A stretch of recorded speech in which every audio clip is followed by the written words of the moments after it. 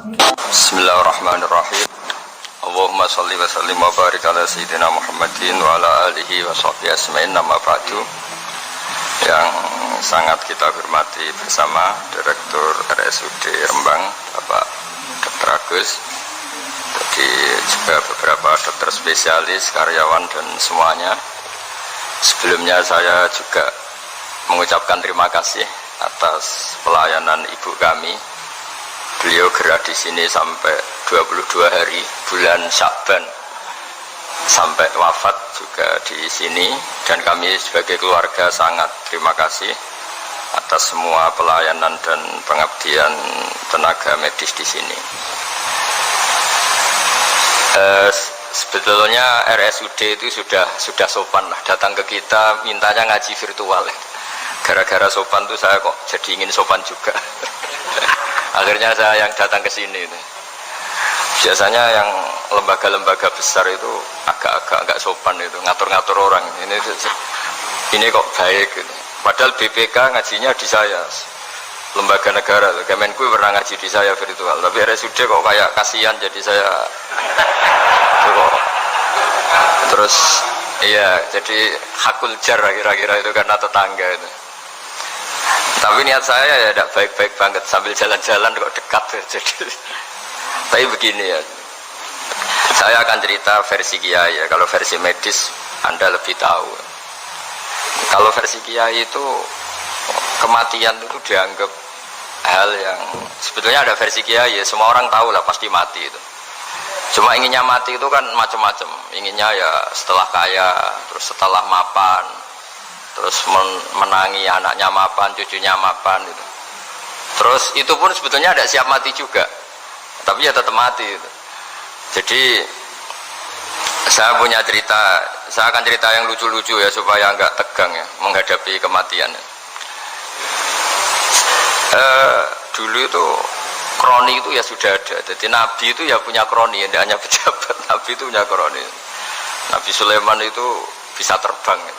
Ya mulai dulu manfaatkan angin. Jadi angin itu mulai dulu memang luar biasa dimanfaatkan. Orang sekarang mulai tenaga angin, pakai rem angin. Mulai dulu angin itu luar biasa. Nah itu teman dekatnya Nabi Sulaiman tuh ya agak sopan tuh bilang gini, itu Pak Nabi itu kalau nanti ada malaikat Israel saya pinjam anginnya supaya tidak bisa ngejar saya katanya. Jadi mulai dulu tidak hanya pejabat, Nabi pun ya punya teman yang agak-agak gimana itu.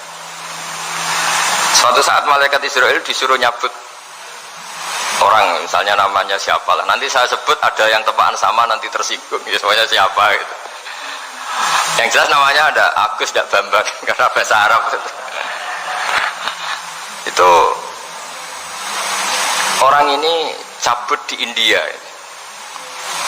Nabi Sulaiman kira-kira ya di Palestina kira-kira gitu. Si orang ini ternyata di dekat Nabi Sulaiman. Nah kata Nabi itu kan orang hebat lah, sehingga malaikat ya kadang silaturahim ke para Nabi. Israel sendiri ya kadang-kadang silaturahim ke para Nabi. Silaturahim yang paling nggak disukai ya silaturahimnya malaikat Israel.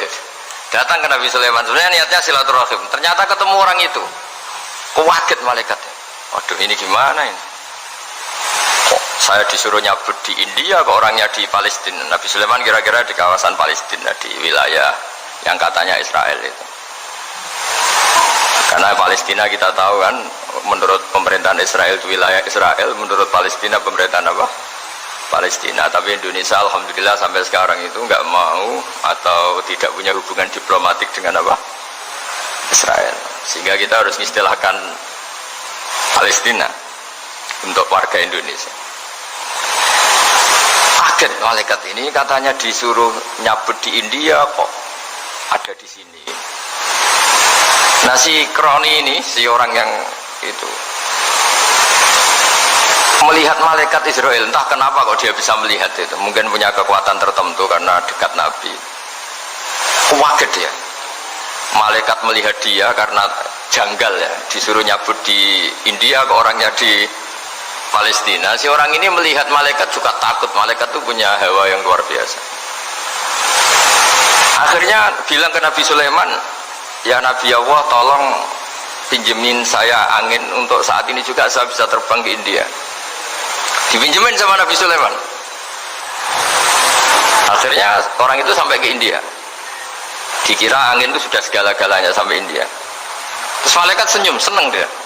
Wah ini sesuai protokol karena andai kan orang itu tetap di situ malah malaikat gak berani ngambil karena prosedurnya harus ngambil di India. Jadi andai kan dia tetap diam di situ sebenarnya malah gak masalah karena gak sesuai apa panduannya harus karena dia terbang di India malaikat itu nyusul ya terus diambil karena sesuai apa ya sesuai perintah harus memang diambil di India. Nah kemudian saya kan memang dipesenin untuk memperkuat apa ya nakes teman-teman semuanya lah pasien. Tapi saya cerita dimulai dari yang seperti ini saya sengaja karena memang ya hidup itu seperti inilah pasti kita semua akan mengalami kematian cuma inginnya kita ya hidup itu ya sehat ya, terus kalau mati itu ya tidak punya utang karena berat nanti utang.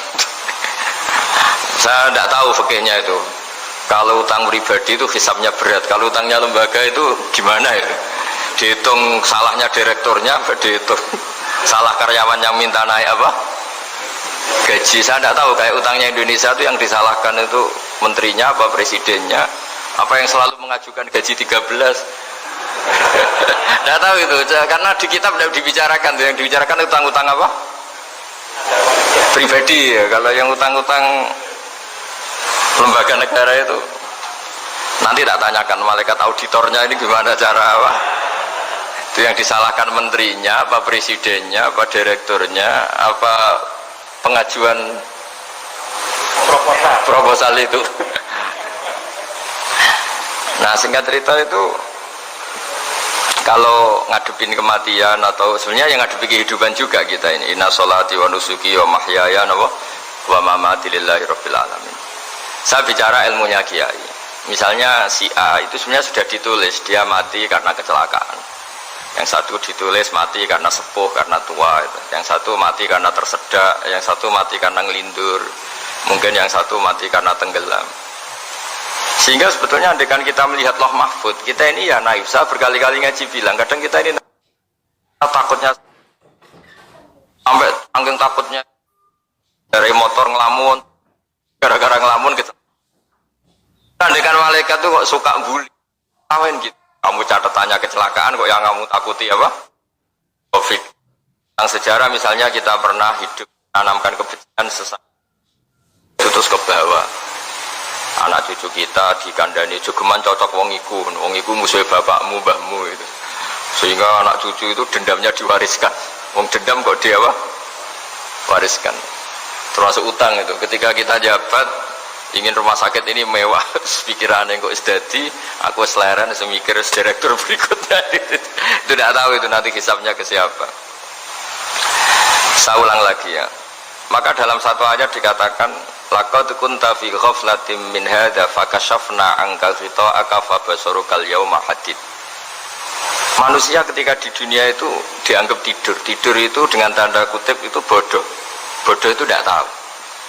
Fakashafna angkal ghita'aka nanti setelah kamu mati itu pinter tapi ketika anda pinter sudah meninggal sudah tidak bisa memperbaiki kesalahan-kesalahan kita. Nah kenapa kita dikatakan sekarang ini tidur karena kita ini sering menyaksikan sesuatu yang sebetulnya tidak ada hubungannya dengan kita tidak ada hubungannya dengan kebutuhan kita. Misalnya kita ngelamun berkhayal ingin hidup kaya raya sejahtera jabat orang lain anak buah semua. Ternyata itu nggak penting ketika kita di akhirat. Yang penting adalah Anda meninggal dalam keadaan menghamba kepada Allah Subhanahu wa Ta'ala. Saya berkali-kali ngaji kalau saya berkali-kali bilang, andaikan hati kita nanti direkam Allah nanti di akhirat sudah direkam, orientasi kita direkam nanti. Pak Agus misalnya ingin punya mobil, punya rumah mewah, punya apa, terus orientasinya gitu. Di depan Tuhan yang menyuruh kita mensyariatkan kita inginnya itu ya jadi hamba Allah terbaik, jadi kekasihnya Allah, jadi hamba yang bersujud, dari hamba yang bersedekah. Jadi ini kan tidak sambung. Ada cita-cita versi Allah yang dianjurkan Allah, yaitu bercita-cita jadi hamba yang soleh, yang bermanfaat, yang memanfaati orang banyak. Kemudian ini ada cita-cita yang hadzun nafsi, ingin mapan semua orang anak buah. Hal-hal seperti ini itu harus kita jaga, jangan sampai terjadi. Makanya di semua kitab pertama mendahulukan bab niat. Niat itu ya faman kana hijratu ilallah wa rasuli fa hijratu ilallah wa rasuli. Orang baik itu orang yang orientasinya itu menuju Allah Subhanahu wa taala. Lalu yang kurang baik adalah orang yang orientasinya itu ya harta, perempuan, pokoknya inginnya itu hal-hal yang kepentingan dirinya sendiri. Nah, lalu kenapa kita kadang tidak tahu? Ya tidak tahu itu karena tadi kita kalau tidak wiridan itu tidak punya efek samping. Tapi kalau kamu nggak punya uang kan terus lemes. Karena ngerti itu terus uang itu penting, wiridan tidak penting. Nah dari kesimpulan itu sebenarnya kita menjadi bodoh. Karena menjadi bodoh ketika Anda meninggal ternyata uang ini nggak penting, wiridan ini penting. Tapi tahu kita terlambat setelah kita meninggal. Nah di sini saya ingin mengingatkan apapun kondisi kita, yang jelas itu ingat selalu kepada Allah Subhanahu wa taala. Caranya ingat gimana? Kata Nabi, kamu bayangkan musibah yang lebih ekstrim, kamu akan tahu yang kamu alami itu ahwanu wa aisar, yang kamu alami itu ringan sekali. Ringan seringan-ringannya. Saya beri contoh ya, kalau Anda belajar, kalau dalam bahasa pondok itu falak, mungkin kalau bahasa umum itu apalah, ilmu apa. Misalnya orang ahli meteor, ahli apalah, ahli perbintangan. Ketakutannya pasti benda langit ini jatuh kemudian menimpa bumi. Nanti kalau Anda ahli geologi itu takutnya bumi ini likuifaksi karena sumber daya alamnya sudah begitu digeruk, dimanfaatkan. Nanti yang ahli teroris atau yang ahli ekstremis itu takutnya itu ada teroris. Yang ahli sosiologi takutnya Indonesia itu chaos. Kalau chaos ya saling bunuh, saling. Jadi semuanya ini, ketakutan ini semuanya mengarah terhadap kematian. Kecelakaan lalu lintas ya menjadikan orang mati. Likuifaksi kayak kemarin di Sulawesi ya iya, gunung meletus, gempa, tsunami. Nah ketakutan yang menjadikan kematian ya banyak. Kalau baru tsunami aja ya orang takutnya ke tsunami. Nanti kalau ada kematian gempa ya takutnya gempa. Kalau temanya COVID ya takutnya COVID. Terus kalau ada tetangga mati karena ngelindur ya baru gue nak turu hati-hati nggak nak mati ngelindur. Jadi ya masalahnya kan kita tidak tahu, nggak tahunya itu ya tadi takutnya COVID ternyata catatannya itu mati kecelakaan, takutnya kecelakaan ternyata matinya itu ngelindur, kan kita tidak pernah tahu.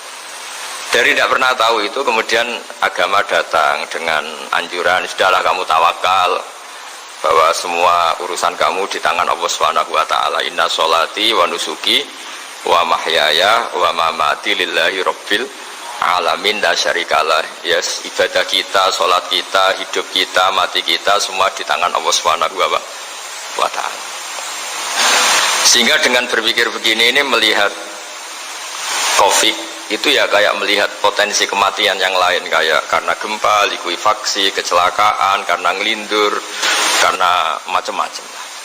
Kenapa saya membuat atau menyarankan ya supaya orang berpikir demikian, supaya bersyukur bahwa kita ini dihimpit, disekelilingi penyebab kematian tadi. Kalau kita ahli meteorologi mungkin takutnya itu asteroid jatuh, terus kemudian meteor jatuh yang nggak habis digesek oleh sistem alam, terus macam-macam. Yang ahli gempa juga takutnya gempa, yang ahli tsunami takutnya tsunami, yang ahli sosial takutnya Indonesia chaos, kemudian saling bunuh, saling dan sebagainya dan sebagainya.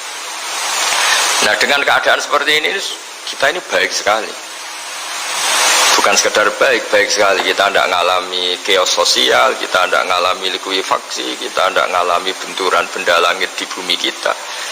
Karena itu sekali terjadi bukan 1-2 lagi, tapi habis seluruh Indonesia, mungkin seluruh dunia. Nah di sini cara Allah membuat kita selalu bersyukur bahwa hal-hal itu tidak terjadi.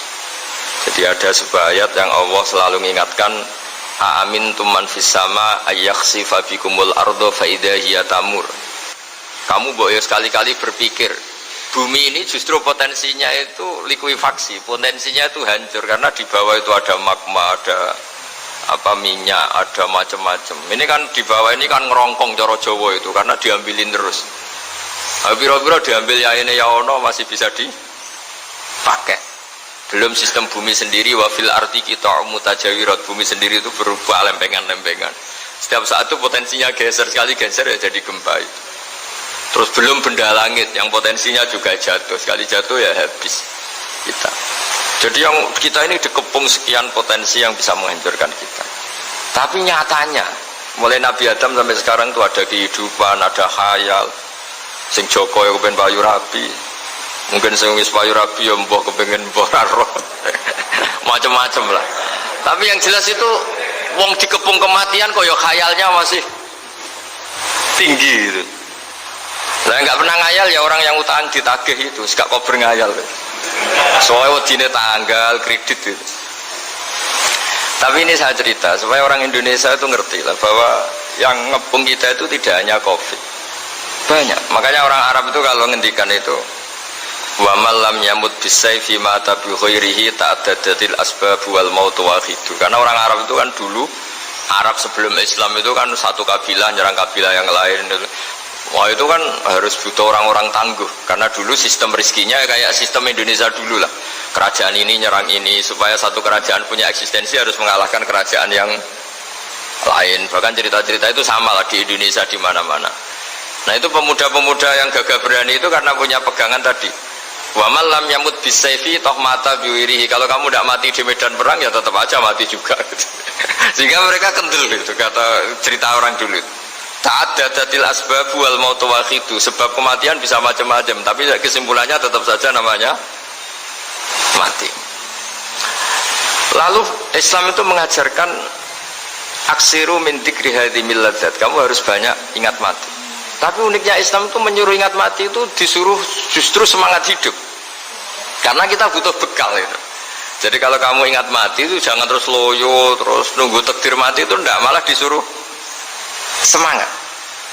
Nah tenaga medis semangat mengobati pasien, yang pasien juga semangat mensupport dirinya supaya punya keberanian hidup. Corong Jawa nunggoni anak, nunggoni putu. Kalau saya sebagai kiai ya nunggoni santri, nunggoni umat. Jadi ingat mati itu justru dengan cara mencintai hidup, karena hidup ini adalah bekal kita untuk sanggup ketemu Allah Subhanahu wa Ta'ala. Kadang-kadang bekal itu mudah sekali. Ada orang nakal gara-gara minumin anjing yang baru haus, sama Allah dimaafkan. Ada orang yang pulang dari tempat kerjanya, ada duri di tengah jalan, disikirkan takut kena orang, diampuni Allah, akhirnya menjadi ahli surga. Ada orang yang kerja untuk orang tuanya, kemudian orang tuanya dicukupin menjadi ahli surga. Bahkan ada ahli surga itu ceritanya itu, tapi ini jangan dicoba. Ada orang sudah jelas niat nyon sewu, niat zina, sudah tinggal itu terus mikir dia, saat itu takut Allah gak jadi, barokahnya gak jadi, langsung dia jadi ahli surga. Sarannya gak jadi loh ya, tapi ya tidak usah dicoba. Itu kalau keterusan masalah. Jadi Islam itu menganjurkan ingat mati, tapi justru dengan cara mencintai kehidupan, karena yang jadi referensi Allah nanti di akhirat adalah perilaku kita, amal kita zaman apa? Hidup. Jadi disuruh ingat mati, tapi justru dengan cara sangat mencintai apa? Kehidupan. Lalu yang dinamakan kehidupan itu apa? Ya kita-kita ini. Ada yang mengkhidmati agama, mengkhidmati orang sakit, mengkhidmati itu ya berbakti, membantu. Ada yang nata lalu lintas, ada yang nata keamanan kayak Pak Polisi, ada yang nata keuangan kayak Kemenku, macam-macam. Semuanya harus kita cintai, profesi-profesi yang oleh Islam dianjurkan untuk kita nekuni itu. Jadi saya mohon lewat cerita ini orang itu tidak fokus takut Covid. Kasihan Covid kan jadi tersangka pembunuh sini. Padahal di kampung-kampung orang lugu-lugu yang saking nggak ngertinya itu kalau dikasih sumbangan tuh katanya itu salam yang Covid matur nuwun. Itu ribet kalau orang lugu-lugu itu. Dikira Covid itu satu makhluk atau manusia yang apa? Nyumbang itu. Jadi saya mohon semohon-mohonnya, minta seminta-mintanya Sampean harus ngitung nikmat lah. Dengan sistem meteor seperti itu di langit tidak jatuh ke kita, sistem bumi yang sudah ngerongkong gini tidak likuifaksi, terus di dunia ini banyak kimia, banyak racun, itu kalau misalnya meledak kemudian dibawa angin mungkin matinya lebih massal. Ternyata semua itu nggak terjadi. Artinya nikmat yang sekarang kita dapatkan, kita nikmati sekarang itu jauh lebih besar ketimbang ketakutan kita. Nah, ini Islam selalu menganjurkan fadzkuru ala Allah la'allakum tuflihun. Selalu ingat sisi-sisi nikmatnya Allah. Kamu jangan hanya sisi wah kita dikepung Covid, kita punya istri judes, punya anak nggak nurut, punya atasan sadis, punya anak buah nggak loyal. Kalau gitu terus ya kamu nggak berani hidup. Yang diingat masalah terus. Itu salah, hidup seperti itu salah menurut Islam. Yang Islam menganjurkan fadzkuru ala Allah, kamu ingat sisi-sisi nikmatnya Allah, bukan sisi-sisi kita hidup itu diuji. Saya punya sekian cerita ulama-ulama yang unik, yang punya nasihat itu. Jadi ada orang kaya raya dulu temannya banyak, anak buahnya banyak. Suatu saat dia miskin terus gak ada yang berkunjung. Terus dia ngeluh, curhat ke ulama itu. Ketika saya kaya yang berkunjung banyak, ketika saya miskin kok nggak ada yang berkunjung, kurang ajar betul teman-teman saya. Terus kata kiai itu lucu kalau ada nih, ya bagus gitu dong ketika anda miskin sudah ada yang berkunjung. Loh kok bisa? Ya misalnya kamu sekarang jadi buruhnya orang, pas disuruh-suruh dibentak-bentak, terus teman kamu udah datang, malah kamu jadi tontonan toh. Mendingan nggak udah datang, jadi kamu ketika buruh orang nggak malu karena teman-teman kamu sudah tidak datang. Ya alhamdulillah kalau gitu ya. Jadi dulu satu hal yang dia dulu nganggap problem, iya kan, kalau kamu misalnya dulu kaya, temannya banyak, jabat, terus yang takut banyak, ketika sudah miskin Yun Sawu jadi buruhnya orang, disuruh-suruh, terus teman kamu tetap udah datang, siap gak ada? Siap datang apa siap tidak datang? Lebih siap tidak datang sebetulnya kan, karena gak jadi tonton. Akhirnya dia sadar. Ya gitu, kalau dikeluhin istri saya ini judes, sering marahin gini-gini. Ya bagus dong marahin kamu, kalau marahin tetangga malah masalah kan. Coba kamu punya istri kalau marah marahin orang lain, pusing gak? Mendingan marahin. Jadi pokoknya dilatih terus. Lama-lama dia bersyukur. Nah termasuk cara kita melihat kehidupan. Ada doa Rasulullah SAW yang luar biasa, ya Allah jadikan kehidupan ini sebagai penambahan saya untuk berbuat baik. Wal mau tarohatan li min kulli syarrin, kalau engkau takdir mati ya anggap mawon ini mati itu berakhirnya semua potensi keburukan saya. Orang itu kan potensinya dua, buruk betul atau potensi buruk. Mungkin sekarang kita ada korupsi, tapi saja suatu saat kita korupsi. Mungkin sekarang kita ada salah, suatu saat potensi salah. Dan mati itu mengakhiri itu semua. Makanya saya berkali-kali cerita kalau ngaji, kalau orang-orang alim NU itu kalau ada bajingan mati tetap dia seksa ini baik dia. Itu tetangganya nggak mau semua. Wong bajingan udarani baik. Tapi kiainya ngotot harus disaksikan kalau ini baik. Akhirnya mereka bilang ya baik-baik. Padahal di hati kiainya sudah tidak bisa garong lagi, tidak bajing lagi. Ya baiklah gitu. Jadi sehingga orang-orang soleh itu melihat hidup itu ya biasa, melihat mati itu biasa, karena hidup adalah sarana kita menambah kebaikan dan mati adalah akhir dari segala keburukan kita atau potensi keburukan kita. Jadi Islam itu mengajarkan kita gimana menghadapi kehidupan, juga gimana menghadapi apa? Kematian. Jadi saya ulang lagi, itu ajaran-ajaran Islam yang luar biasa. Jadi ij'alil hayata ziyadatan li fi kulli khairin wal mauta rohatan li min kulli syarrin. Jadi hidup menambah kebaikan, kalau kita mati anggap saja mengakhiri semua buruk kita kalau kita sedang buruk atau potensi keburukan kita. Saya cerita ringan tapi supaya diingat-ingat. Jadi kalau kita yang nekuni, saya tadi kan sudah bilang, kita kiai yang nekuni ilmu itu ya tadi kita agak fokus bicara Covid. Inna Allaha yumsikus samawati wal ardo an tazula wala in zalata in amsakahuma min ahadim min ba'di. Kalau kamu ahli meteorologi kan melihat ini jatuh jumlahnya besarnya sekian, Ini kalau digesek oleh atmosfer paling masih sekian, kayak kemarin Januari kan hujan meteor yang sering kena Lampung kemarin. Terus di mana-mana mesti takut kamu itu. Kalau kamu ahli gempa takutnya itu ya pergeseran lempengan bumi. Kalau kamu ahli tsunami ya takutnya tsunami. Kalau ahli sosiologi ya takutnya chaos sosial ya, sama kamu medis ya takutnya penyakit yang menular, penyakit seperti ini. Oke, kita sekarang fokus menghadapi COVID dan kita selalu berharap supaya Indonesia terbebas dari apa? COVID dan musibah-musibah yang lain. Ya tadi, apa gunanya terbebas dari COVID tapi chaos sosial kayak apa terus kita? Sehingga Islam selalu mengajarkan harus disyukuri lah bahwa kita sekarang alhamdulillah kita hidup harmonis. Kita kata Mbah Mun Bhinneka Tunggal Ika itu dihentikan terus yang terakhir masalah air. Air itu sumber kehidupan. Di antara Allah mengingatkan kita adalah kul ara'aitum in asbaha ma'ukum ghoron famayatikum bima imma'in. Bumi ini kan bawahnya ada magma, terus ada air.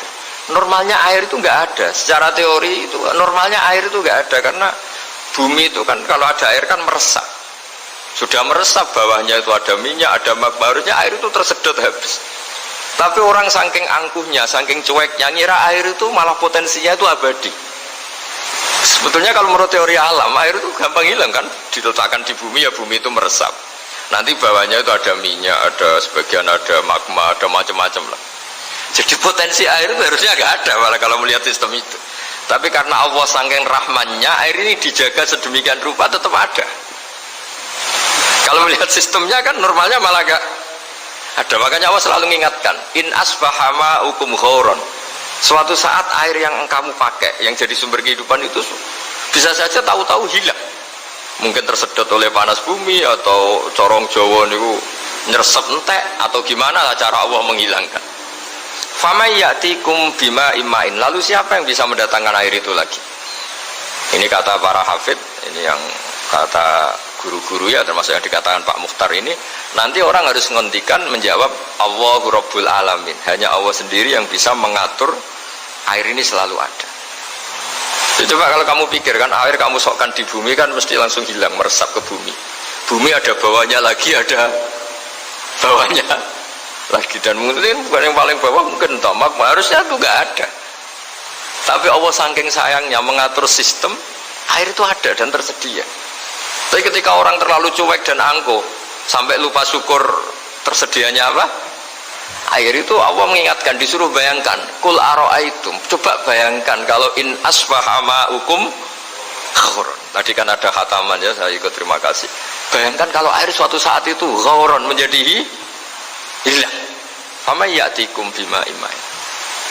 Jadi saya tidak bisa spesifik memberi nasihat tentang COVID karena ya tadi yang bisa membunuh kita ini banyak ya, tsunami ya bisa bunuh, gempa bisa bunuh, likuifaksi bisa bunuh, jatuhnya benda lain kita bisa bunuh, takut tanggal utang kaget ya bisa bunuh macam-macam semacam-macam lah, ngelindur ya. Kemarin mudik aja yang sebelum tertata rapi aja mudik aja berapa kemarin, kalau ada apa mudik lebaran yang tahun berapa, 3 tahun yang lalu apa 4 tahun yang lalu dulu. Jadi saya mohon, ketakutan kita adalah yang hakikat adalah takut jadi hamba yang tidak baik. Itu yang harus jadi ketakutan sejati. Takut kita di mata Allah tidak jadi hamba yang baik sehingga kita jauh dari Allah Subhanahu wa ta'ala. Karena cita-cita terbesar kita dan cita-cita terbaik kita adalah jadi hamba yang diridhoi Allah Subhanahu wa ta'ala. Sebaliknya ketakutan kita sejati adalah takut su'ul khotimah, takut jadi hamba yang tidak baik. Kita inginnya adalah assalamu alaina wa ala ibadillahis sholihin. Yang berhak mendapat keselamatan dunia akhirat adalah orang-orang atau hamba-hamba yang soleh. Ya tadi, untuk menjadi soleh itu gampang di Islam itu. Tenaga medis nolong pasien ya ibadah, pasien husnudzon sama dokter ya ibadah, mengelola hidup, ingin hidup ya ibadah, anak ngurus istri, istri ngurus, pokoknya anak yang ngurus keluarganya juga ibadah. Semuanya itu di Islam itu asal tidak maksiat itu dianggap apa? Ibadah. Dan untuk orang menjadi kekasihnya Allah kayak tadi, ada orang yang karena ngerawat hewan dijadikan walinya Allah, menghilangkan apa duri atau pengganggu di jalan jadi kekasih Allah. Itu cerita-cerita itu semuanya ringan. Bahkan tadi ada yang cerita sekedar ingin maksiat dan tidak jadi. Dalam Islam itu kan gitu, orang yang merencanakan maksiat kemudian tidak jadi, itu ditulis pahala. Jadi gampang sekali untuk menjadi orang soleh dalam Islam. Kalau tidak bisa itu semua, kata Nabi, takufus syarroka anin nas fa inna sodaqatun minka ala nafsik. Kalau tidak bisa berbuat baik sama orang lain, yang penting tidak mengganggu orang lain. Terus kan enak turu ning omah ngelamun bengak-bengok dhewe aja banter-banter tapi. Nak bengok-bengok banter-banter kan ganggu tangga. Itu asal tidak ganggu orang lain. Takufus syarroka anin nas. Kamu jangan sampai efek buruk kamu berakibat pada orang lain. Itu juga fa inna shadaqatun minka ala nafsik, itu ya bagian dari sedekah kamu. Taruh saja misalnya kalau secara ilmu medis, misalnya kita ini kalau dinyatakan positif COVID, secara ilmu medis nggak boleh ketemu orang lain, terus kamu diisolasi. Kamu niatin ketika diisolasi itu tidak menularkan bahaya kepada orang lain, itu juga ibadah. Jadi ibadah itu gampang sekali, mudah sekali. Karena agama ini yuridu wa bikumul yusra wala yuridu bikumul usra. Agama ini mudah, bukan sulit. Ya, mohon maaf tadi saya nggak bisa datang yang jam 11 karena saya tadi malam hormat di Jogja, acara 7 harinya Kiai Haji Atabik, tadi pagi baru datang. Tapi saya mohon isfonya yang seneng, ya hidup itu yang seneng, diberi kesempatan hidup sampai sekarang itu yang seneng. Jangan karena teman kamu meninggal terus akan-akan ini teman saya meninggal, paling saya besok. Kok kamu tahu? Nyatanya besok hidup lagi, besoknya ya hidup lagi, sampai sekarang ya masih hidup. Sudahlah, mensyukuri yang ada. Jadi sudah saya mohon, syukur itu penting. La in syakartum la zidanakum. Justru dengan kita syukur itu insya Allah segalanya akan tambah baik, tambah baik. Matur nuwun, ngapunten ingkang kathah. Assalamualaikum warahmatullahi wabarakatuh.